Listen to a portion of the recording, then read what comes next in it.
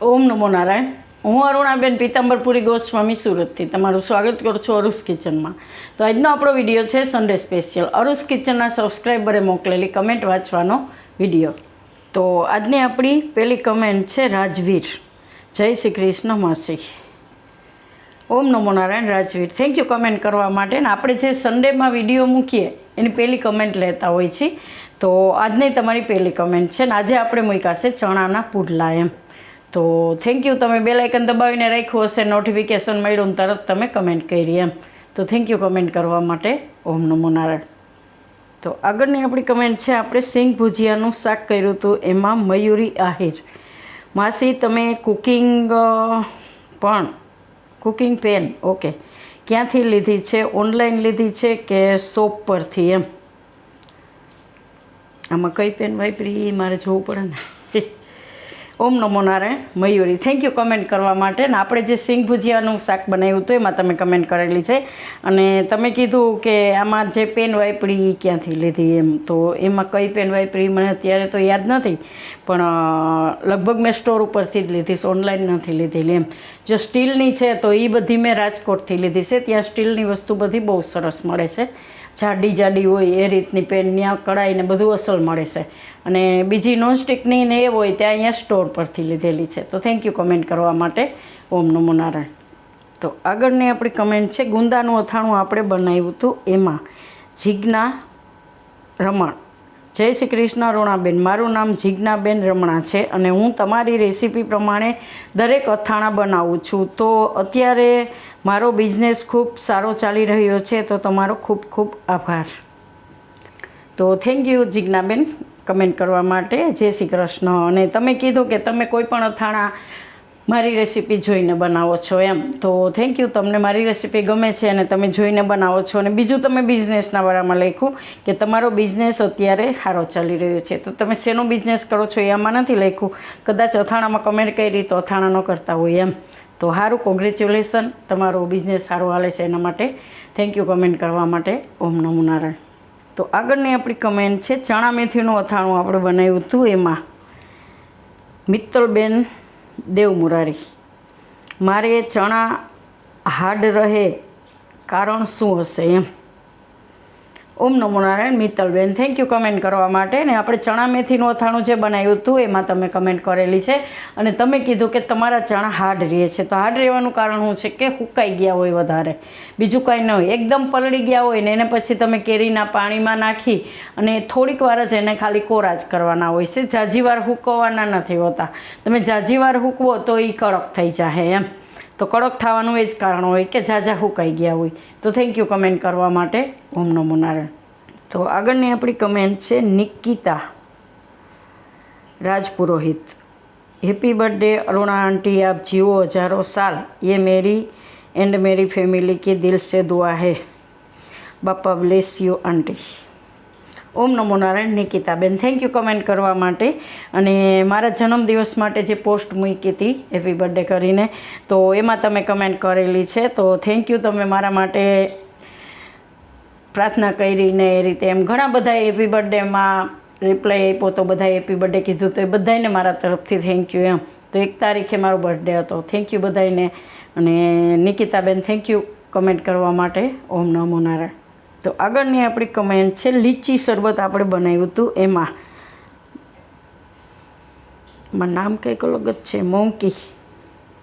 Nice to see your daughter in law and cute દીદી. ઓમ નમો નારાયણ. આમાં મોંકી નામ લખેલું છે એમાં. તો થેન્ક યુ કમેન્ટ કરવા માટે. ને આપણે લીચીનું શરબત બનાવ્યું હતું એમાં તમે કમેન્ટ કરેલું છે અને તમે કીધું કે nice see your daughter in law. તો હેમાલીને એમાં આપણે બતાવી હતી એમાં એ, અને દીદી અમારી અર્પિતાબેન. તો થેન્ક યુ કમેન્ટ કરવા માટે. ઓમ નમો નારાયણ. તો આગળની આપણી કમેન્ટ છે, આપણે મગનું શાક અને ભાત બનાવ્યા હતા, એમાં વિનોદ, આમાં અલગ જ નામ કંઈક નથી બરાબર વચ્ચાતું. તો કહે છે કે excellent dish, thank you madam.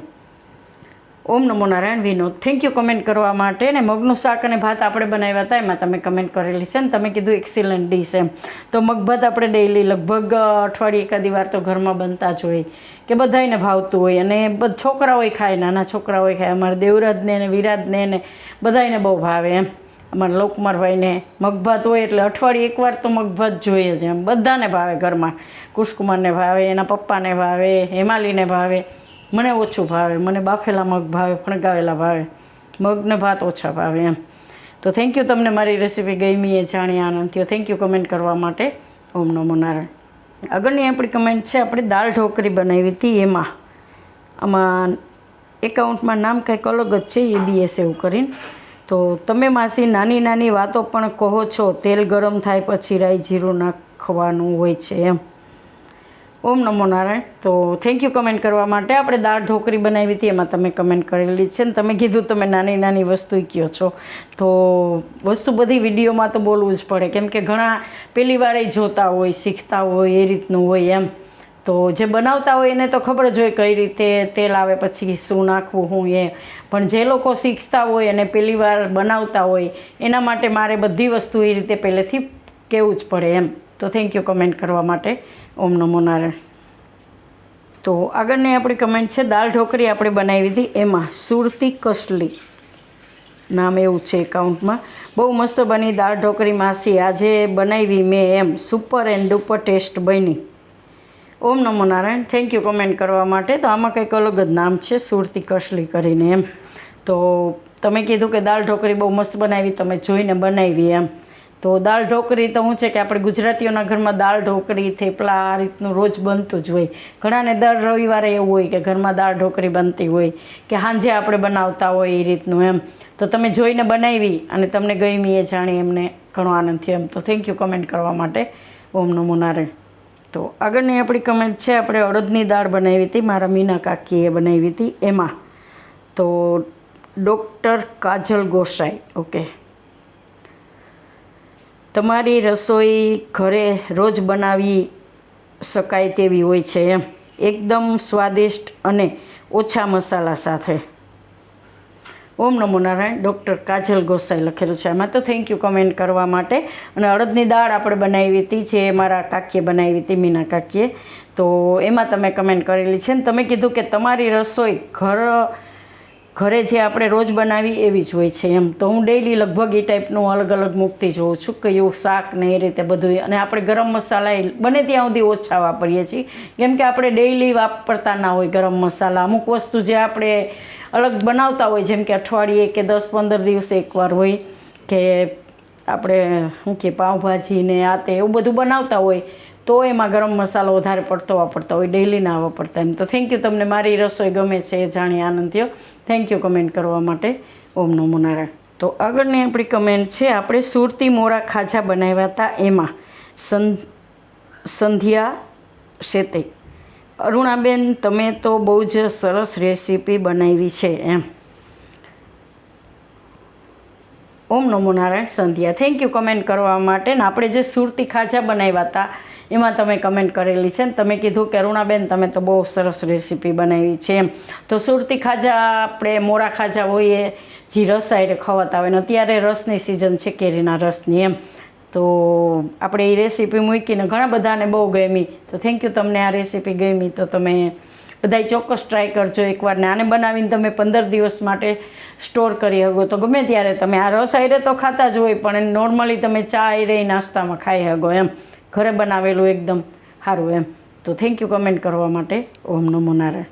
તો આ હતો આપણો સન્ડે સ્પેશિયલ અરુસ કિચનના સબસ્ક્રાઈબરે મોકલેલી કમેન્ટ વાંચવાનો વિડીયો. જો તમારી કોઈ પણની કમેન્ટ રહી ગઈ હોય તો દિલથી સોરી. તો કમેન્ટ કરતા રહેજો, આ રીતે તમારું નામ ચોક્કસ આવશે. થેન્ક યુ બધાને કમેન્ટ કરવા માટે. ઓમ નમો નારાયણ. અને મારા જન્મદિવસ માટે જે પોસ્ટ મૂકી હતી એમાં બધાએ વિશ કર્યું હેપી બર્થડે, મારા માટે પ્રાર્થના કરી, એ બધાને ઓમ નમો નારાયણ ને ધન્યવાદ. Thank you.